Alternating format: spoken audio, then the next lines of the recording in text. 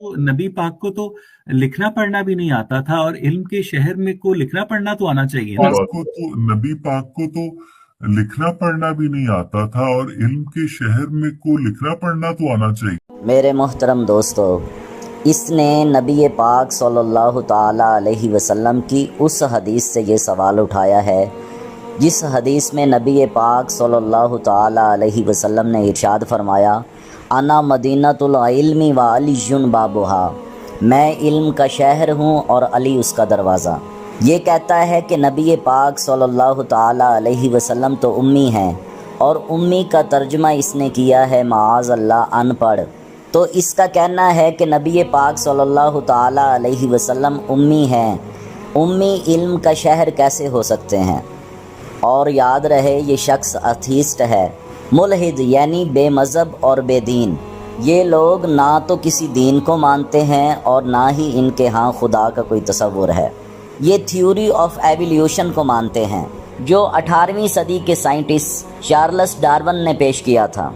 और बदकिस्मती से नज़रिया इर्तिका को लेके बहुत सारे लोग लामज़हब हो रहे हैं, और हमारे मुल्क पाकिस्तान में भी चंद लोग बेदीन हो चुके हैं जो इस्लाम के बारे में तरह तरह के सवाल करते हैं। उन्हीं में से एक ये भी है जिसका नाम है उवैस इकबाल।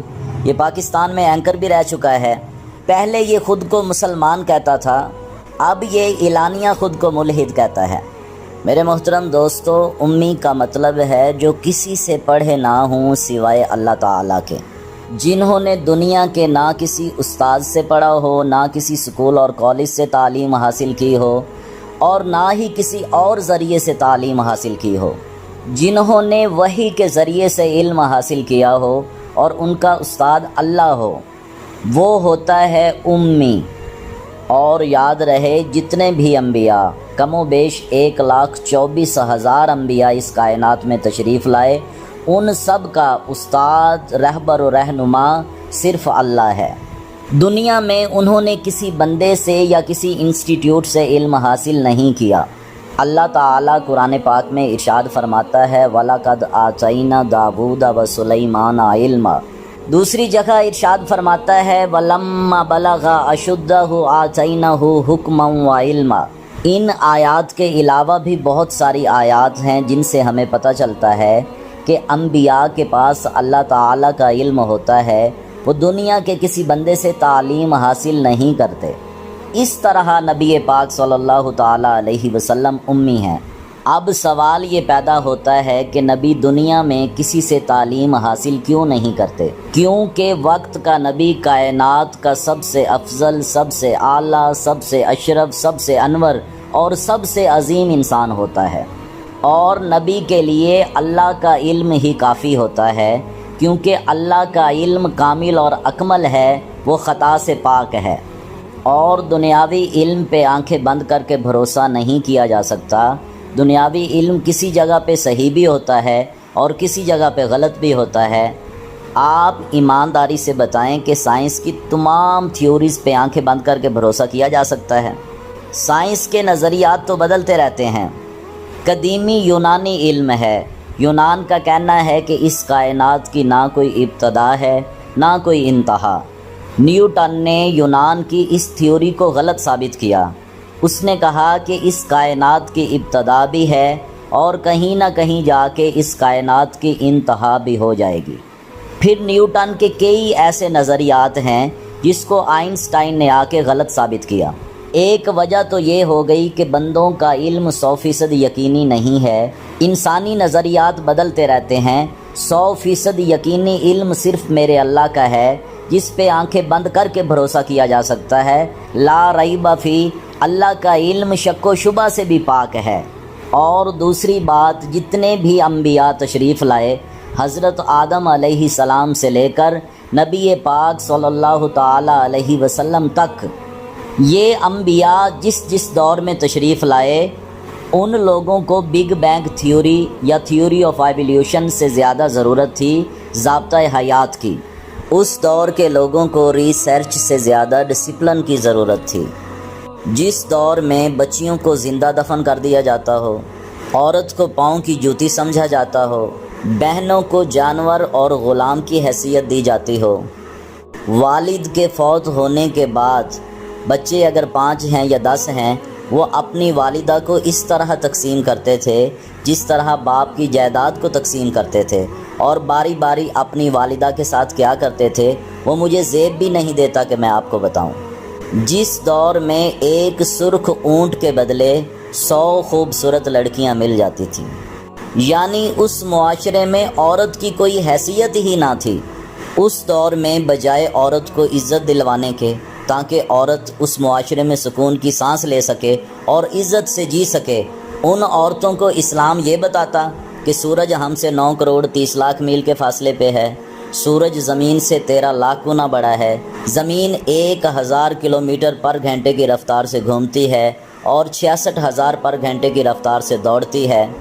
اس دور میں اسلام بگ بینگ تھیوری کا تصور پیش کرتا نہیں میرے بھائی، اس وقت عورتوں کی ضرورت تھی کہ اس گندے نظام سے انہیں آزاد کیا جاتا، اور اسلام نے بالکل ایسا ہی کیا۔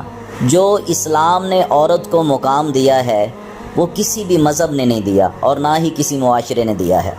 نبی پاک صلی اللہ تعالیٰ علیہ وسلم نے ماں کو عزت دی۔ آپ نے فرمایا اگر میری ماں زندہ ہوتی اور میں فرض نماز کے لیے کھڑا ہوتا، میری ماں مجھے آواز دیتی یا محمد صلی اللہ تعالیٰ علیہ وسلم، تو میں اپنی نماز توڑ دیتا اور نماز توڑ کے عرض کرتا جی میری اماں جان۔ میرے نبی نے فرمایا جو بھائی اپنی چھوٹی بہن کو بیٹی کی طرح عزت دیتا ہے اور بڑی بہن کی ماں کی طرح عزت کرتا ہے، انہیں جائیداد میں سے حصہ بھی دیتا ہے، ہر خوشی غمی میں ان کے سر پہ ہاتھ بھی رکھتا ہے، چاہے ماں باپ زندہ ہیں یا اس دنیا سے چلے گئے، ہر صورت میں اپنی بہن کا خیال رکھتا ہے، ایسے بھائی کو قیامت کے دن میں تلاش کروں گا اور ان بھائیوں کا ہاتھ پکڑ کے انہیں اپنے ساتھ جنت میں لے کر جاؤں گا۔ میرے نبی نے فرمایا اپنی بیٹی کو بیٹوں سے زیادہ عزت دو، تعلیم ہر مرد اور عورت پر فرض ہے، بچیوں کو اچھی تعلیم دلواؤ، ان کو محبت سے پروان چڑھا کے اچھی جگہ پہ ان کے رشتے کرو، ان کو جائیداد میں سے حصہ دو۔ جو باپ اپنی بیٹی کے سارے حقوق پورے کرے گا، میرے نبی نے اپنے ہاتھ کی 2 انگلیاں جوڑ کے ارشاد فرمایا وہ باپ میرے ساتھ جنت میں ایسے ہوگا۔ یہ واحد ایسا مذہب ہے جس میں غلام کے بھی حقوق ہیں، اور آپ کو پتہ ہے اس دور میں خریدے ہوئے غلام ہوا کرتے تھے۔ میرے نبی نے فرمایا اگر کسی کے غلام سے کوئی غلطی سرزد ہو جائے اور وہ غصے میں اسے تھپڑ مار دے، اس کا کفارہ یہ ہے کہ وہ اسی وقت اپنے غلام کو آزاد کر دے۔ اگر وہ ایسا نہیں کرے گا تو اللہ اسے جہنم کی آگ سے آزاد نہیں کرے گا۔ اگر تمہارا کک تمہارے لیے کھانا بنا کے لائے تو اسے اپنے ساتھ بٹھا کے کھانا کھلاؤ، اگر وہ پہلے کھا چکا ہو تو 3 لقمے اس کے ساتھ بیٹھ کے ضرور کھاؤ، کیونکہ وہ گرمی میں تمہارے لیے کھانا بنا کے لایا ہے۔ ایسے حقوق العباد کسی اور مذہب میں ملتے ہیں؟ ہمارے مذہب میں یتیموں کے حقوق، محتاجوں کے حقوق، غریبوں کے حقوق، بیواؤں کے حقوق، مسافروں کے حقوق، ہمسایوں کے حقوق، اگر میں یہ حقوق گنوانا شروع کر دوں تو 20 گھنٹے کی ویڈیو بنے۔ اور تو اور اس مذہب میں اللہ اور اس کے رسول نے جانوروں کے ساتھ بھی اچھا سلوک کرنے کا حکم دیا ہے۔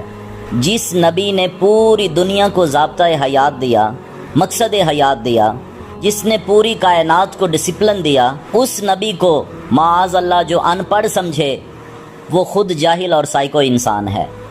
اللہ تعالیٰ قرآن پاک میں ارشاد فرماتا ہے سورۃ بقرہ آیت نمبر 151، اور جس طرح ہم نے تمہیں میں سے رسول بھیجا جو ہماری آیتیں تمہارے سامنے پڑھ کر سناتا ہے اور تمہیں خوب پاک کرتا ہے اور تمہیں کتاب و حکمت اور ان چیزوں کا علم سکھاتا ہے جس سے تم ناواقف تھے، جو لوگوں کو کتاب و حکمت کا علم دے اور ان کو خوب اچھی طرح سے پاک کرے اور ان کو ڈسپلن دے، ضابطۂ حیات دے، مقصد حیات دے، وہی یہ دعویٰ کر سکتے ہیں انا مدینۃ العلم، کہ میں علم کا شہر ہوں۔